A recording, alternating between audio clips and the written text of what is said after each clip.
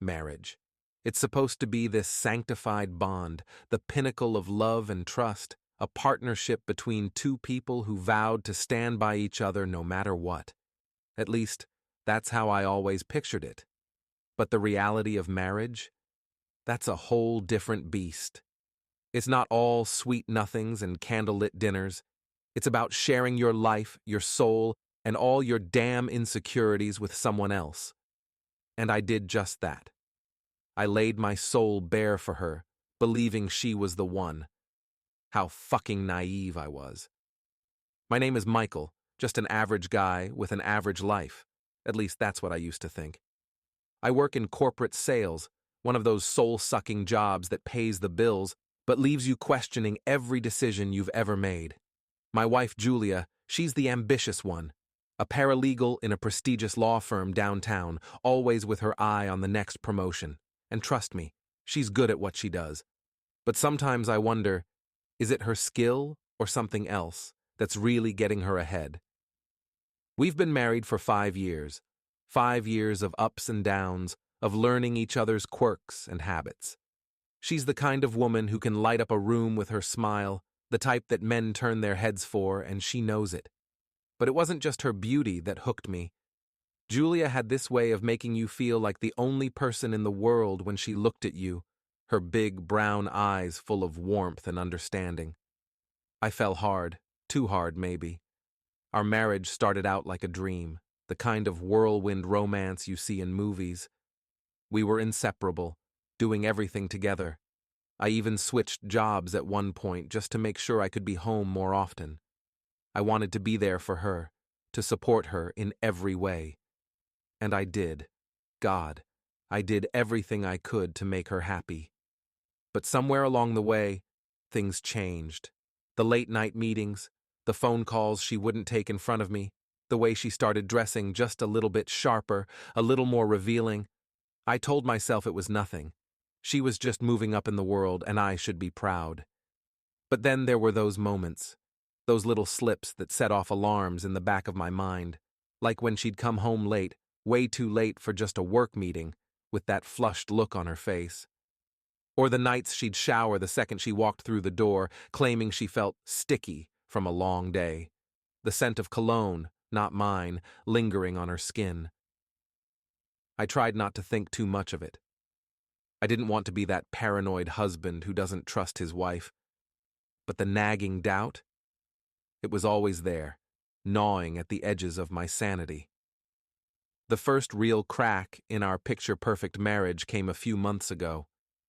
Julia had just landed a big account at work, something that could really put her on the map for a promotion. She was ecstatic, and I was proud. We went out to celebrate that night, had too many drinks, laughed like we hadn't in months. But then, halfway through dinner, she got a text. Just a quick glance at her phone, and suddenly her mood shifted. She became distant, distracted, barely touching her food. When I asked who it was, she brushed it off, saying it was just a colleague congratulating her. I wanted to believe her. I really did.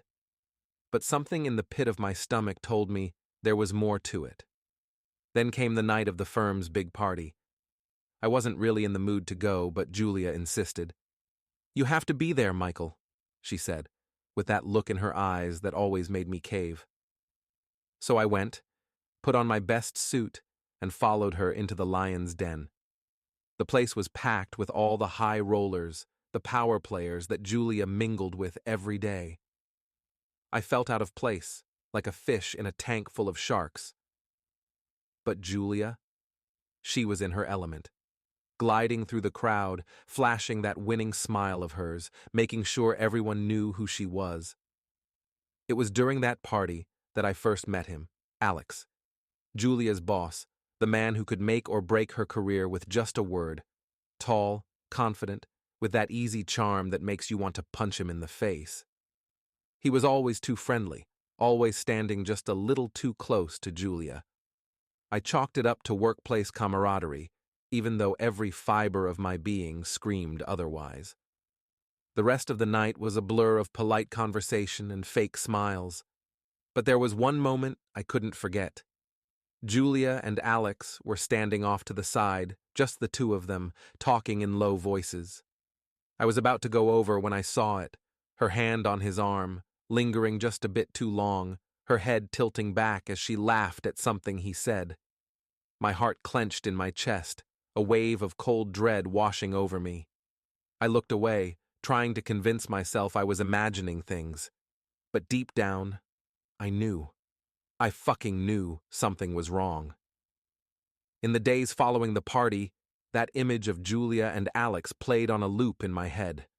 I tried to push it aside, tried to tell myself I was being ridiculous. But the doubt was there, festering like a wound that wouldn't heal. I started paying more attention to the little things, the way she was always on her phone, smiling at messages she wouldn't share with me, the sudden increase in late nights at the office. Big cases, she'd say, can't afford to mess this up. And I'd nod, pretending to understand, even though it was killing me inside. One night, after another one of her late returns, I decided to test the waters. We were lying in bed, her back to me, already half asleep. I slipped my arm around her waist, pulling her close, and whispered, "You've been so busy lately. Everything okay at work?" She tensed for just a moment, barely noticeable, but I felt it. "Yeah, just a lot going on," she mumbled, not turning to face me. "You know how it is." But I didn't know. I didn't know at all. I wanted to press, to ask her more, but something held me back. Fear, maybe. Fear of what I might find if I kept digging. So, I let it go, burying my suspicions deep down, hoping they would just disappear. But they didn't. They grew, gnawing at me every time she left the house, every time her phone buzzed with a message she wouldn't let me see. I started noticing other things too, the way she'd get dressed up, even when she said she was just running errands, the new lingerie in her drawer, tags still attached, that I'd never seen her wear. When I asked about it, she shrugged it off, saying she was saving it for a special occasion. But that occasion never came, at least not with me. Then there was the way she started distancing herself, emotionally, physically. Sex became rare, almost mechanical, like she was just going through the motions. I'd reach for her at night, and she'd pull away, claiming she was tired or stressed from work. I wanted to believe her, but the coldness in her touch told a different story. I started questioning everything, replaying our conversations, analyzing her every move, looking for signs. Was it just my imagination? Was I becoming one of those paranoid husbands who saw infidelity around every corner? Or was there really something going on? The uncertainty was driving me mad, but I didn't know how to confront her without sounding like a jealous fool. Then came the day that changed everything. It was a Saturday, and Julia had left early for a supposed work meeting. She was always having these meetings lately, even on weekends, which seemed odd for a paralegal. But I didn't question it, just kissed her goodbye and watched her drive off, that nagging doubt gnawing at me. I spent the morning pacing the house, unable to shake the feeling that something was off. Around noon, I decided to take a drive, clear my head. I ended up near her office building, a place I rarely visited, and on a whim, decided to stop by. I told myself I was just being stupid, that I'd find her hard at work and feel like an idiot for doubting her. But deep down, I knew that wasn't true. As I parked the car and walked towards the building, my heart was pounding in my chest. I felt like a man walking to his execution, every step heavier than the last. I reached the entrance and hesitated for a moment before pushing the door open. The lobby was quiet, deserted. I made my way to the elevator, trying to stay calm, to act like I belonged there. When I reached her floor, I stepped out into the hallway and paused. Her office was at the end, the door slightly ajar. I walked slowly, trying to steady my breathing, my pulse racing. I reached the door and peeked inside, hoping to see her at her desk, lost in work. But what I saw instead made my blood run cold. There she was, sitting on the edge of her boss's desk, her legs crossed, leaning in close as she whispered something to him. He was standing in front of her, his hand resting on her thigh, a smirk playing. There are moments in life that change everything in the blink of an eye. Moments when the world as you know it shatters into a million pieces, and you're left standing in the wreckage, trying to make sense of it all.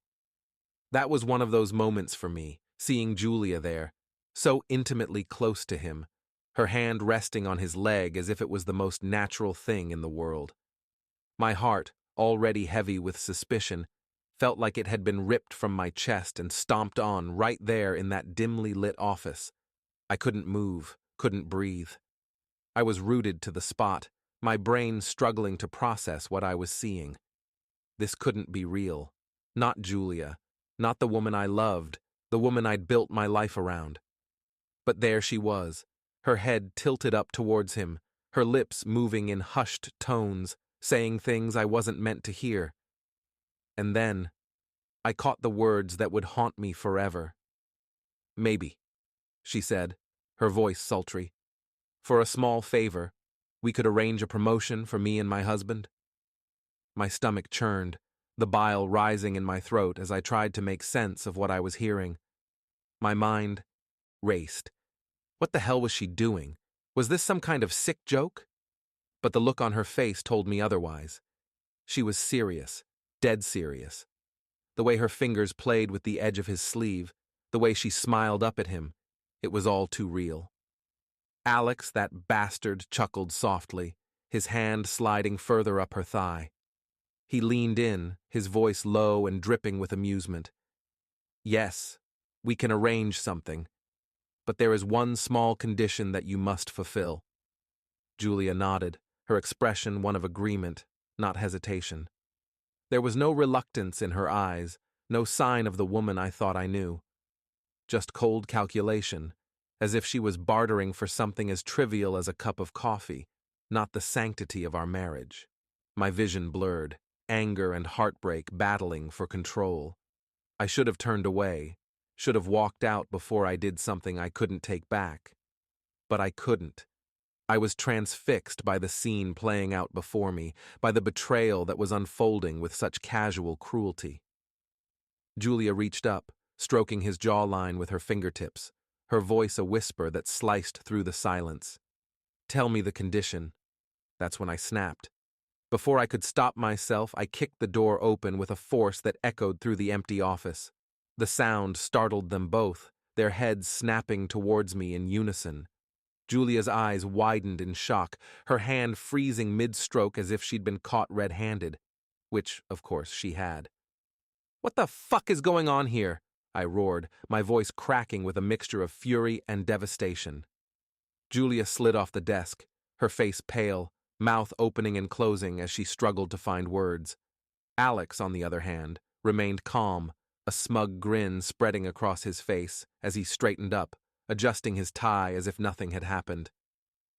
"Michael, Julia stammered, taking a step towards me, her hands raised in a placating gesture.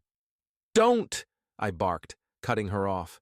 "Don't you dare try to explain this. I heard everything." The words were like acid on my tongue, burning with each syllable. She flinched, her eyes darting between me and Alex, as if trying to figure out how to spin this, how to get out of the trap she'd set for herself. But there was no escape, no way to undo what had been said, what I'd seen. Alex finally spoke, his voice oozing with condescension. "Michael, I think you've misunderstood." "Shut the fuck up," I snapped, turning my glare on him. "You don't get to speak, not after what I just walked in on." He raised an eyebrow, that infuriating smirk never leaving his face. "It's not what you think," he said, as if that made a difference. "Oh, really?" I shot back, my voice dripping with sarcasm. "Because it sure as hell looked like my wife was about to sell herself to get ahead at work." Julia winced, but she didn't deny it. She couldn't, because the truth was right there, hanging in the air between us like a noose tightening around our marriage. "I can explain," she whispered, her voice shaky, pleading. "Please, Michael, just let me explain." I stared at her, the woman I thought I knew, and felt the weight of her betrayal crashing down on me. There was no explanation that could make this right, no words that could undo the damage she'd done. I wanted to scream, to lash out, to break something, anything to release the torrent of emotions flooding my system. But all I could do was laugh, a bitter, hollow sound that echoed through the room. Explain? I repeated, my voice cold and distant, even to my own ears. You don't need to explain, Julia. You've made everything perfectly clear. The tears began to pool in her eyes, and for a moment I almost felt sorry for her. Almost. But the image of her with her hand on his leg, her voice full of seductive promise, was too fresh, too raw. Michael, please, she tried again, her voice cracking as the tears spilled over. It was a mistake. I didn't mean for it to go this far. I was just trying to help us. Help us? I cut her off, incredulous. You think whoring yourself out to your boss was going to help us? She flinched at the harshness of my words, her tears now flowing freely. But I couldn't bring myself to care. I was too far gone, too consumed by the rage and the heartbreak that was threatening to tear me apart. Alex, ever the cool-headed bastard, stepped forward, trying to assert some semblance of control over the situation. Michael, I think it's best if you leave, he said, his voice calm but firm, as if he was the one in charge here. I turned on him, my fists clenching at my sides, every muscle in my body screaming for release. You think you're in control, huh? I snarled, taking a step towards him. You think you can fuck my wife and just walk away? He didn't flinch, didn't back down. This isn't the place for a scene, Michael. Julia and I... That was all I needed to hear. I lunged at him, my fist connecting with his jaw in a satisfying crunch.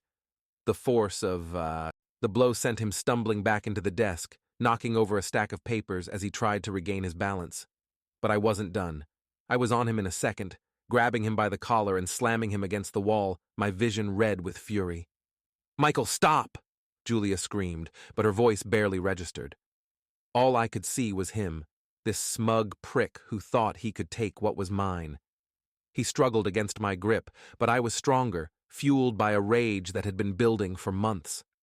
I drew back my fist to hit him again, but before I could, Julia was there, grabbing my arm, trying to pull me away. Michael, please, stop, she pleaded, her voice desperate. But I was beyond reason. All I could feel was the need to hurt him, to make him pay for what he'd done, for what he'd taken from me. It wasn't until I felt Julia's nails digging into my arm, her sobs breaking through the haze of anger, that I finally let go, shoving Alex away with a final snarl. He slumped against the wall, panting, blood dripping from the corner of his mouth, but still that fucking smirk was there, like he knew he'd won, no matter how many times I hit him. Julia collapsed into a chair, her face buried in her hands as she sobbed uncontrollably. The sight of her, broken and defeated, should have brought me some satisfaction, some sense of victory. But all I felt was emptiness, a hollow ache in my chest where my heart used to be. I looked at her, then at Alex, and realized that whatever we had, whatever bond we shared, was gone. She had destroyed it, and there was no going back. I turned and walked out of the office, not saying another word, not looking back. I couldn't. If I did, I knew I'd lose whatever shred of control I had left. The hallway was a blur as I stumbled towards the elevator, my mind racing, my hands trembling with the aftershocks of violence. I needed to get out, to escape, to figure out what the hell I was going to do next. But all I could think of, as the elevator doors closed behind me, was that the woman I loved was no longer mine. She never had been. Walking out of that office felt like stepping into a different world. The walls, the lights, the people milling about in the lobby. It all seemed surreal, like I was moving through a dream I couldn't wake up from. My hands were still shaking, the adrenaline coursing through my veins, making it hard to think clearly. I stumbled through the front doors and into the street, the cool evening air hitting me like a slap in the face, bringing me back to some semblance of reality. I needed to clear my head, to get as far away from that place as possible. So, I started walking, not really paying attention to where I was going. My mind was a whirlwind of thoughts, questions, and memories, all crashing together in a chaotic mess. How could this have happened? How could I have missed the signs, ignored the red flags? But most of all, how could she do this to me? To us? The city buzzed around me, people going about their lives, oblivious to the storm raging inside me. I envied them, those strangers with their mundane problems and unbroken hearts. I wanted to scream at them, to shake them and make them see the betrayal I was carrying, but of course, I didn't. I just kept walking, one foot in front of the other, trying to put distance between myself and the scene I'd just left behind. After what felt like hours, I found myself standing in front of a bar. It was one of those dingy places, the kind you wouldn't look twice at unless you were desperate. And right then, I was desperate. For something, anything, to dull the pain. I pushed the door open and walked inside, the dim lighting and the smell of stale beer hitting me like a wave. I found a seat at the far end of the bar, away from the few other patrons scattered around the room. The bartender, a grizzled man who looked like he'd seen it all, glanced at me with a knowing look. He didn't say anything, just slid a glass of whiskey in front of me without asking. I downed it in one gulp, relishing the burn as it went down my throat. It didn't help. Not really. But for a moment, it took the edge off, numbed the rawness inside me. "Rough day?" the bartender finally asked, his voice gruff but not unkind. I let out a bitter laugh, shaking my head. "You have no idea." He nodded, as if he'd heard that line 1,000 times before. "Another?" I nodded, and he poured me another glass, sliding it across the worn counter. I stared at the amber liquid, watching the way the light caught it, swirling it around in the glass as if it held the answers to the million questions spinning through my head. How long had it been going on? Was it just a one-time thing? Or had this been happening behind my back for weeks, months? And why? What had I done wrong? I thought back to all the times I'd told her I loved her, all the ways I'd tried to be the perfect husband. Hadn't that been enough?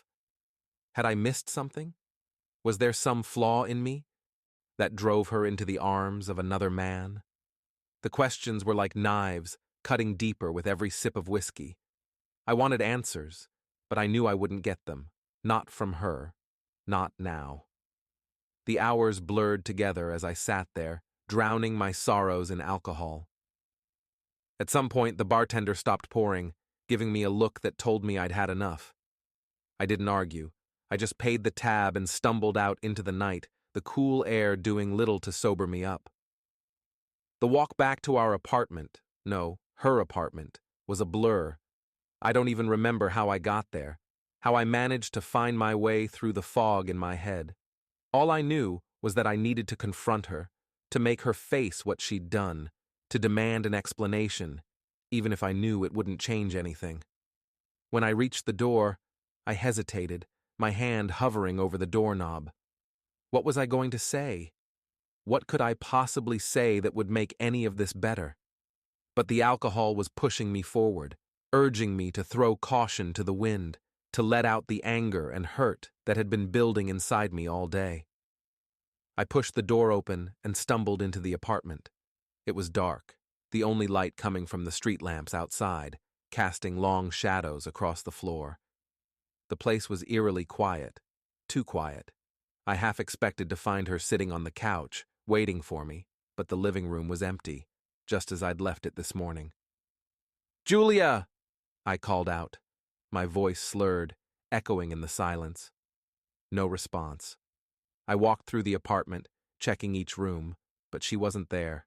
The bedroom, the bathroom, even the kitchen, they were all empty. It was like she'd vanished, leaving nothing behind but the ghost of her betrayal. I collapsed onto the couch, my head spinning, the whiskey hitting me harder now that I was still. What was I going to do? How could I face her after what I'd seen? But more importantly, could I forgive her? Could I ever trust her again? The questions hung in the air, unanswered, as the reality of the situation sank in. Julia was gone, and with her, the life we'd built together. I wasn't sure if I'd ever get it back, or if I even wanted to. Part 5. The Confrontation. I woke up the next morning with a pounding headache, the aftermath of too much whiskey and not enough sleep. The events of the previous day came flooding back with brutal clarity, and I groaned, rubbing my temples as I sat up on the couch. The apartment was still empty, eerily quiet, and for a moment I wondered if Julia had come back at all. I glanced at my phone, half expecting to see a text or a missed call from her, but there was nothing, just the cold, empty silence that seemed to permeate every corner of the apartment. I dragged myself to the kitchen, splashing some water on my face, trying to wash away the remnants of the night before. But no amount of water could cleanse the betrayal that still lingered in my mind. The image of her with Alex burned into my memory. I needed to talk to her, to confront her, to get some answers, but I wasn't sure how to do that without losing my shit all over again. I had to stay calm, had to keep it together, at least long enough to get some closure. Because that's what I needed now. Closure. Whether it was the end of our marriage or just the end of this chapter, I needed to know where we stood. I sat down at the kitchen table, my hands trembling slightly as I stared at the empty space across from me, the space where she usually sat. My mind raced with all the things I wanted to say, all the questions I needed to ask. But I knew that when the moment came, I'd probably forget half of them, too consumed by the anger and hurt that had been festering inside me. Just as I was about to pick up my phone and call her, the sound of the front door opening made me freeze. I turned my head, and there she was, Julia standing in the doorway, her face pale, her eyes red and swollen, as if she'd been crying all night. She looked like hell, but so did I, and for a moment we just stared at each other, neither of us knowing what to say. Finally, she broke the silence, her voice barely above a whisper. "Michael, we need to talk." I nodded, swallowing the lump in my throat as I gestured for her to sit down. She hesitated for a moment before walking over and taking a seat across from me, the tension between us so thick you could cut it with a knife. "Where were you?" I asked, my voice hoarse, rough from the emotions I'd been choking down. She looked down at her hands, twisting her fingers together in her lap. "I stayed at a hotel last night. I needed some time to think." "Think about what?" I snapped, unable to keep the anger out of my voice. "Think about how you were going to explain fucking your boss?" She flinched, her eyes snapping up to meet mine, and I saw the guilt, the shame, the fear all written across her face. "Michael, please, let me explain." "Explain what, Julia?" I demanded, leaning forward, my hands gripping the edge of the table. "Explain how you could betray me like that? How you could stand there and proposition him with our marriage like it was some kind of bargaining chip?" She closed her eyes, tears spilling down her cheeks, and for a moment, I almost felt bad for her. But then the image of her with Alex flashed through my mind, and the sympathy evaporated, replaced by cold, hard anger. "It wasn't like that," she whispered, her voice trembling. "I never meant for it to happen. It got out of hand." I laughed bitterly, shaking my head. "Got out of hand? That's what you're calling it?" She nodded, wiping at her tears with the back of her hand. "I was desperate, Michael. I wanted that promotion so badly for both of us. I thought if I could just what?" I cut in, my voice rising. "Sleep with him? Whore yourself out for a fucking job?" "Stop it!" Stop it!" Julia shouted, her voice cracking under the weight of her own guilt. But it was too late. The words were out, and they hung in the air like a dark cloud, suffocating any hope of reconciliation. I stood up abruptly, the chair scraping loudly against the floor, the sound echoing in the silence that followed. "How could you do this to us, Julia? How could you throw everything away for a goddamn promotion?" Her sobs grew louder, her hands trembling as she covered her face, trying to hide the tears that were now flowing freely. "I don't know. I don't know why I did it. I was scared, Michael. Scared that we'd never get ahead, that we'd be stuck in the same place forever. I wanted more for us, for you." "For me?" I spat, incredulous. "You think I wanted this? You think I wanted you to fuck your way to the top?" Her shoulders shook as she cried, her voice barely a whisper. "No, I didn't mean for it to go this far. I thought I could handle it, but then—" "But then what?" I demanded, my fists clenched at my sides, my body tense with the need for answers. "What happened, Julia? When did it all start?" She looked up at me, her eyes red and swollen, her face a mask of despair. It started a few months ago, after that firm party, when I realized how much power Alex had, how he could make or break my career with just a word. I felt trapped, like I had to do something to secure our future. I shook my head, trying to make sense of her twisted logic. "So you decided the best way to do that was to sleep with him?" "It wasn't like that at first," she protested weakly.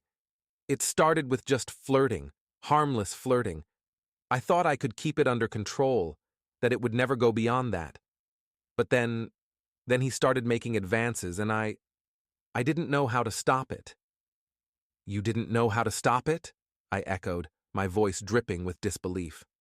"You could have walked away, Julia. You could have said no, but instead, you let it happen." "I know," she cried, her voice breaking. "I know, and I hate myself for it. But I was scared, Michael. Scared that if I said no, he'd ruin everything. I didn't want to lose my job, our security." "Our security?" I repeated, my anger boiling over. "You think this is security? You think what you did was worth it?" She shook her head, her tears falling onto the table, each drop a bitter reminder of the betrayal that had shattered our lives. "No, no, it wasn't worth it. Nothing is worth this." I paced the kitchen, my mind racing, the enormity of the situation crashing down on me with every step. "So what now, Julia? What the hell are we supposed to do now?" She didn't answer right away, her sobs filling the silence as she struggled to find the right words. "I don't know," she finally whispered. "I don't know how to fix this, Michael. I don't know if we can fix this."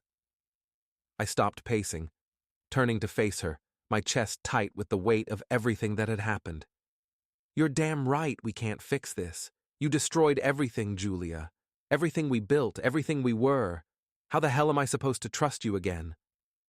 She flinched at my words, as if they were physical blows, and for a moment I saw a flicker of something in her eyes. Regret, maybe, or the realization of just how far she'd fallen. "I don't expect you to forgive me," she said, her voice barely audible. "I don't even expect you to stay. But I want you to know that I'm sorry, Michael. I'm so, so sorry." Her apology hung in the air, empty and meaningless, a hollow attempt to patch up the irreparable damage she'd done. I wanted to scream at her, to tell her how sorry she should be, how her regrets couldn't undo the hurt she'd caused. But the words caught in my throat, choked by the overwhelming sense of loss that was starting to settle in. I collapsed back into the chair, burying my face in my hands, trying to make sense of the wreckage that was now my life. How had it come to this? How had we gone from the couple that couldn't keep their hands off each other to this? Two broken people sitting in a kitchen, surrounded by the shards of a marriage that had been torn apart by lies and deceit. For a long time, neither of us spoke. The only sound was the ticking of the clock on the wall, each second dragging out the agony of the moment. I didn't know what to do, what to say. Part of me wanted to walk out the door and never look back, to leave her and all the pain behind. But another part of me, God help me, still loved her, still clung to the memories of the life we'd shared before everything went to hell. Finally, Julia broke the silence, her voice soft and hesitant. Michael, do you think we can ever get past this? I looked up at her, my eyes burning with unshed tears, my heart torn between the love I still felt and the betrayal that had ripped it apart. I don't know, I admitted, my voice raw with emotion. I don't know if I can ever forgive you, Julia. And even if I could, I don't know if I want to. Her face crumpled at my words, the last shred of hope she'd been clinging to slipping away. I understand, she whispered, her voice thick with tears. I understand if you can't, if you need to leave. I stared at her, the woman I'd loved, the woman who'd betrayed me, and felt the weight of her words like a stone in my chest. Leave. The thought echoed in my mind, tempting me with the promise of escape, of freedom from the pain that was tearing me apart. But as much as I wanted to run, to get as far away from her as possible, something held me back. Something deep inside, a tiny flicker of the love we'd once shared, a small, fragile hope that maybe, just maybe, we could find a way through this. But how? How could we rebuild what she'd destroyed? How could we move forward when the past was a shadow that would always hang over us, a reminder of the trust that had been shattered? I don't know what to do, I admitted, my voice barely above a whisper. I don't know how to move on from this. Julia nodded, her tears falling silently now, her hands twisting together in her lap as she searched for something, anything, to say. Neither do I, she said softly. But I want to try, Michael.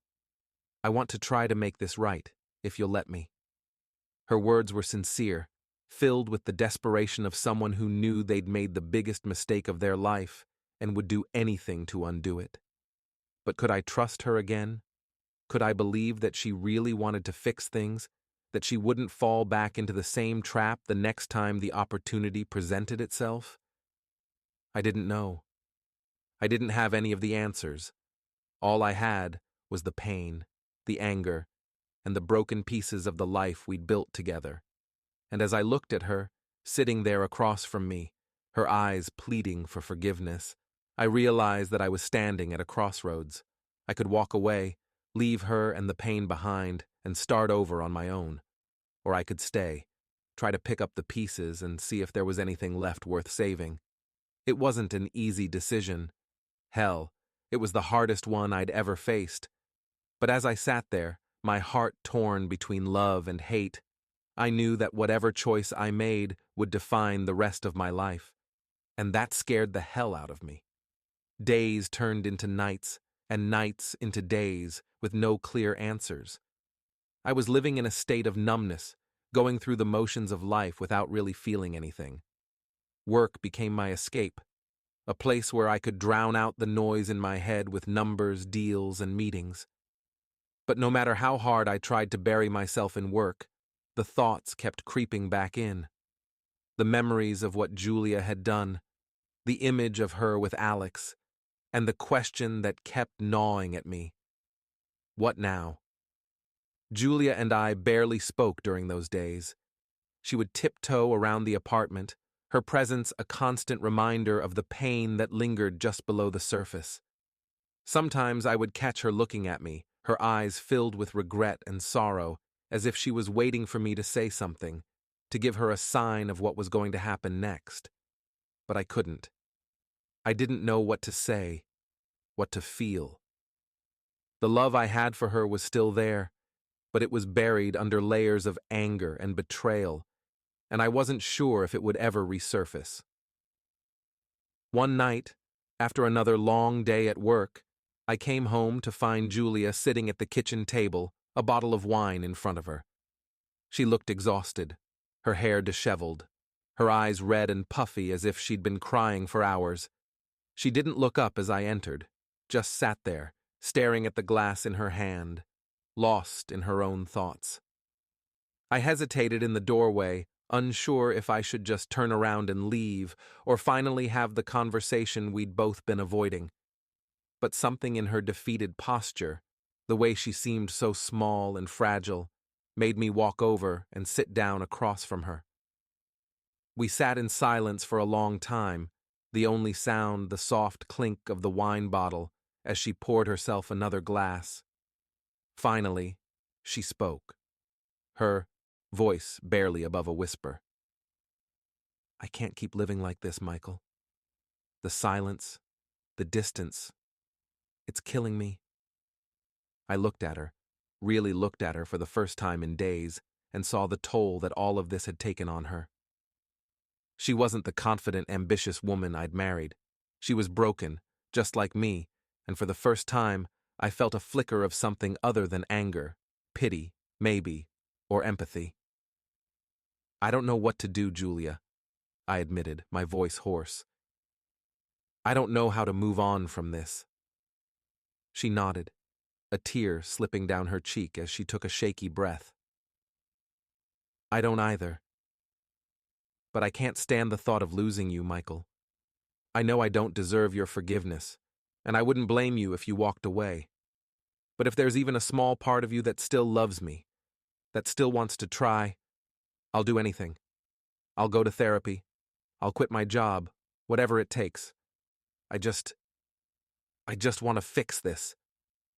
Her words hung in the air, filled with a desperation that mirrored my own. Part of me wanted to take her up on that offer, to believe that we could somehow find our way back to each other. But another part of me, the part that was still bleeding from the wound she'd inflicted, couldn't forget what she'd done. I don't know if we can fix this, I said, my voice trembling. I don't know if I can ever look at you the same way again, Julia. Every time I close my eyes, all I see is you with him. How am I supposed to get past that?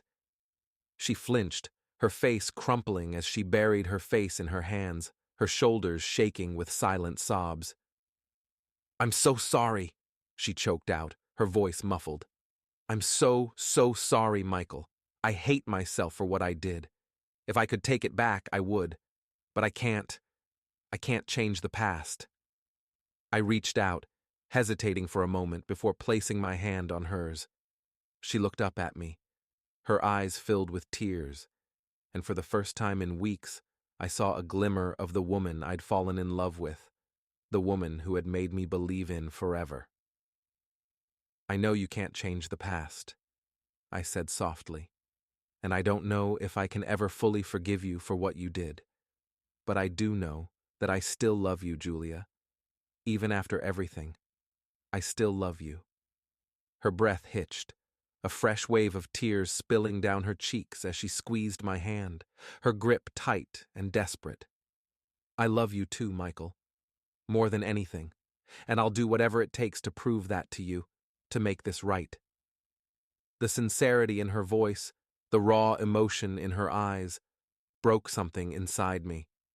For the first time since this nightmare began, I allowed myself to feel the pain, the heartbreak, and the love that was still there, buried beneath the anger. I didn't know if we could ever go back to the way things were, but maybe, just maybe, we could find a new path, one that could lead us to something stronger, something better. Okay, I said, my voice barely above a whisper. We'll try. Julia let out a shaky breath, her tears mixing with a small, tentative smile. Thank you, she whispered, her voice trembling with relief. Thank you, Michael. We sat there for a long time, holding hands across the table, the silence between us no longer filled with tension, but with the tentative hope that maybe, just maybe, we could rebuild what had been broken. It wouldn't be easy. It would take time, patience, and a lot of work. But for the first time in weeks, I felt a flicker of something other than despair. Hope. And that was enough to take the first step. Part 8. The Rebuilding. The days that followed were some of the hardest of my life. Trying to rebuild a marriage after betrayal is like trying to piece together a shattered vase. No matter how carefully you work, the cracks are always there, visible reminders of what was broken. but Julia and I were determined to try, to see if we could salvage something from the wreckage. The first thing we did was agree to go to therapy. It wasn't an easy decision for either of us. Admitting that we needed help was like acknowledging just how deep the wound went. But we knew that if we had any chance of moving forward, we couldn't do it alone. Our therapist, Dr. Keller, was a calm, steady presence in the midst of our storm. She didn't take sides, didn't judge. She just listened, guiding us through the process of unpacking the mess we'd made of our lives. At first, the sessions were agonizing. We had to confront the ugly truths we'd been avoiding, to peel back the layers of pain and anger that had built up over the years. Julia confessed everything: the flirting, the manipulation, the affair with Alex. Hearing her recount the details was like being stabbed all over again, but I knew it was necessary. We couldn't move forward until everything was out in the open, until there were no more secrets between us. It was brutal, but it was also cleansing, like ripping off a bandage to let the wound heal. Dr. Keller didn't just focus on Julia's betrayal, though. She made us look at our marriage as a whole, at the ways we had both contributed to the distance that had grown between us. It was hard to hear, but the truth was, I wasn't blameless either. I had become complacent, more focused on work than on our relationship. I had missed the signs that something was wrong, too caught up in my own life to see the cracks forming in our marriage. We talked about our fears, our insecurities, and the mistakes we'd made along the way. And slowly, painfully, we began to understand each other again. It wasn't just about the affair anymore. It was about rebuilding trust, about learning how to communicate, how to be there for each other in a way we hadn't been before. But it wasn't just therapy that helped us. We also had to make changes in our daily lives. Julia quit her job at the law firm. It was a difficult decision for her. She had worked so hard to get to where she was, and giving it up felt like a defeat. But she knew it was necessary. Staying at the firm, where the affair had happened, where Alex still worked, would have been impossible. It would have been a constant reminder of what she'd done, a barrier we could never overcome. She found a new job, one with less pressure, where she could focus on rebuilding herself and our relationship. It wasn't as prestigious, didn't pay as well, but it was a fresh start, a chance to leave the past behind. And for the first time in a long time, I saw Julia beginning to heal, to find herself again outside of the shadow of her career. I made changes too. I started coming home earlier, spending less time at the office and more time with Julia. We made an effort to reconnect, to find the things that had brought us together in the first place. We went on dates, took weekend trips, tried to rekindle the spark that had brought us together all those years ago. But it wasn't always easy. There were still moments of doubt, of anger, of pain that would flare up without warning. I'd see a text on her phone or a late-night email, and the old fears would. The morning sun filtered through the curtains, casting a soft glow over the bedroom. It was a new day, one that felt lighter, somehow more hopeful than the ones that had come before. I lay there for a moment, watching the way the light played across the sheets, feeling a sense of calm that I hadn't known in months.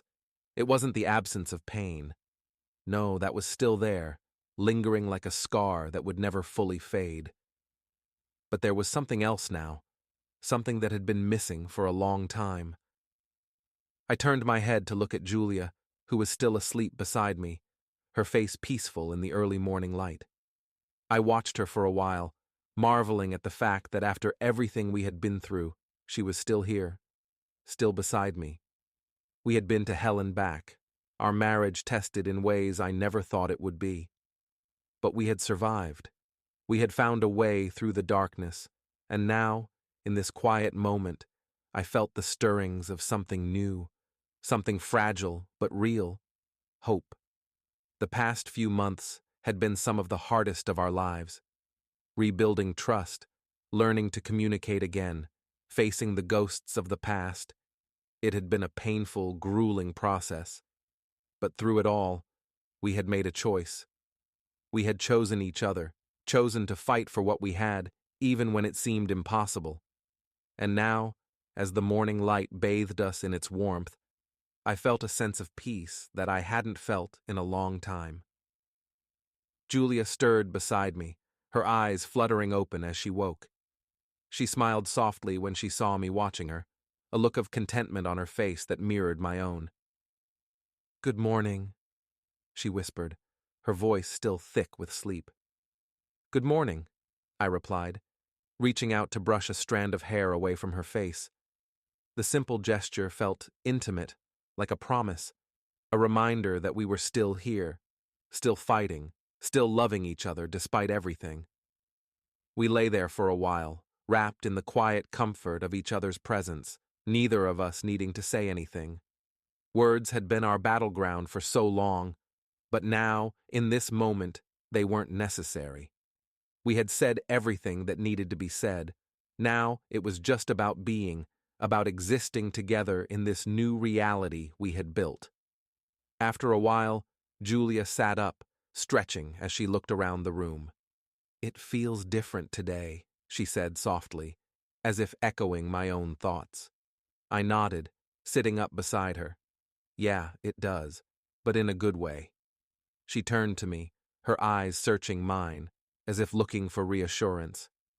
Do you think we can really do this, Michael? That we can make it work?" I didn't hesitate this time. I reached for her hand, intertwining my fingers with hers. "I do. It won't be easy and it won't be perfect. But I think we can. We've come this far, haven't we?" She smiled, a real smile this time, one that reached her eyes. "Yeah, we have. It wasn't just about surviving anymore. It was about living, about creating a new future together. The past would always be there, a shadow that we couldn't fully escape. But it didn't have to define us. We could choose to let it be a part of our story, not the whole of it.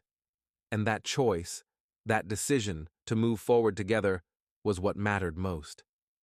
We got out of bed, moving through the motions of the morning with a quiet ease that spoke of the progress we had made.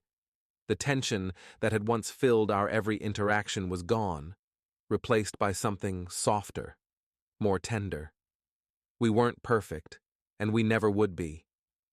But we were trying, and for the first time in a long time, that felt like enough. As we sat down to breakfast, the sun shining through the kitchen windows, I realized that this simple, everyday moment, was what I had been fighting for all along. It wasn't about grand gestures or sweeping romantic declarations. It was about the little things, the quiet moments of connection that made up a life together. And as we shared a meal, as we talked and laughed, I felt that connection, that bond that had been nearly broken, but was now slowly, steadily being rebuilt. After breakfast, we decided to take a walk in the park.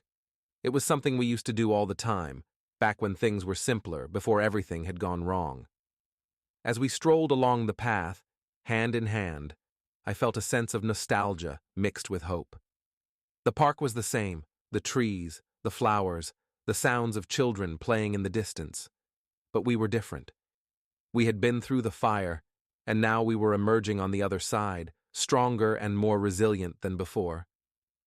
We found a bench under a large oak tree and sat down, the cool breeze rustling the leaves above us. Julia leaned her head on my shoulder, and I wrapped my arm around her, pulling her close. We didn't need to say anything. The silence between us was comfortable, filled with the unspoken understanding that we were in this together, no matter what.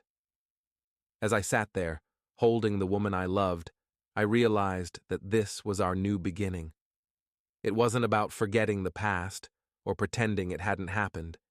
It was about accepting it, learning from it, and using it to build something better. We had been through hell, but we had come out the other side, and now we had a chance to create something new, something that was truly ours. The future was uncertain, and there would be challenges ahead. But as long as we faced them together, I knew we could handle whatever came our way. We had chosen each other, and that choice was what would carry us forward into whatever the future held. and for the first time in a long time, I felt at peace with that. As the sun dipped lower in the sky, casting long shadows across the park, we stood up and began the walk back home. The path before us was uncertain, but we were walking it together, hand in hand, ready to face whatever came next. This was our story now, one of love, betrayal, and ultimately, redemption. It wasn't perfect, and it wasn't easy, but it was ours, and that was enough. As we walked through the park, the sounds of the city fading into the background, I knew that whatever the future held, we would face it together. And that, in the end, was all that mattered.